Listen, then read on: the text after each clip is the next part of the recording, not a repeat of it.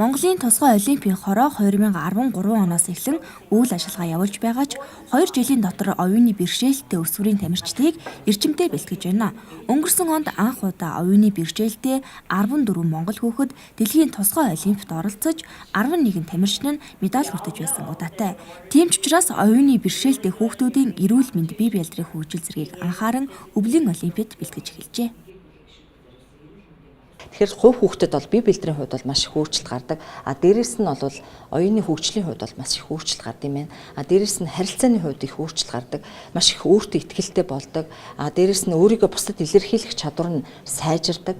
Бие даах чадвар нь эрс сайжирдаг. Өөрөөрөө бахархах тэм сэтгэлтэй болдог. Дээрээс нь ар гэрийнх нь тухайн хүүхдийн амжилтаар бахархах тийм маш том өөрчлөлт авчирт юм байна. Тэгээ оюуны бэрхшээлтэй хүүхдүүдийн ээж аав нар ар гэрийнх нь бол тухайн хүүхдэд амжилт гарахгүй байхаа гэсэн юм найдвар алдчихсан байдаг. Гэтэл энэ спортоор дамжуулаад дэлхийн хэмжээний хүүхдүүд маань амжилт гаргах, дээрээс нь улсын хэмжээ, дээрээс нь бүсийн хэмжээнд маш том амжилтууд гаргаснаар тухайн гэр бүлд маш их том баяр хөөр дэвшил авчирдаг. Тухайн хүүхдэд өөрт нь маш их том дэвшлүүд авчирдаг.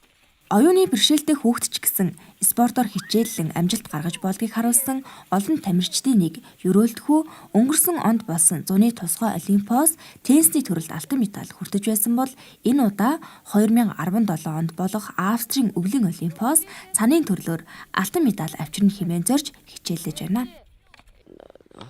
Нэг жилийн өмнө 2015 оны 1 сарын сүүлээс эхэлж хичээллээ. Хичээлээд зуны олимпиад оролцоод бас амжилттай оролцсон юм байна шүү дээ, тий? Тэгээд тэр амжилтаасаа бас юм шүү дээ. Зуны олимпиад оролцоод ямар амжилт үзүүлсэн бэ? Ширээний теннисээр хүрэл медаль авлаа. I will ski for our Special Olympics in Austria. Оюуны бэрхшээлтэй хүүхдүүдийг юу ч чадахгүй гэж гэрт нь хорилгүй авьяас хүсэл сонирхлыг нь харгалзан үзэж спортоор хичээллэж хөгжүүлвэл маш их өөрчлөгдөж ахиц дэвшил гардгийг дасгалжуулагч багш нь онцолж байсан юм а. Тий. Энэ нь ямар ч байсан бол ахиц хүүхдэд гардаг. Хүүхдтэр ажиллах л ёстой. Хүүхдийг хөгжүүлэх л ёстой. Харин энэ хүүхдийг ямар юугаар хөгжүүлэх вэ? Юун дээр нь тулгуурлах вэ гэдэг үл яг тухайн хүүхдийн онцлогийг бүр судалж иж эцэг эхтэй ярилцж иж энэ хүүхд маань өөрөө спортоор явуулахад бол бүр нэг гол онцлог бол юу гэдэг гэхээр хүүхдийн ерөөсөө бие бэлтрийн тэр онцлог маш чухал байдаг. Эрүүл хүүхдтэй харьцахад бол шууд спортын чадвар олгоод явчихдаг байхгүй багш нар.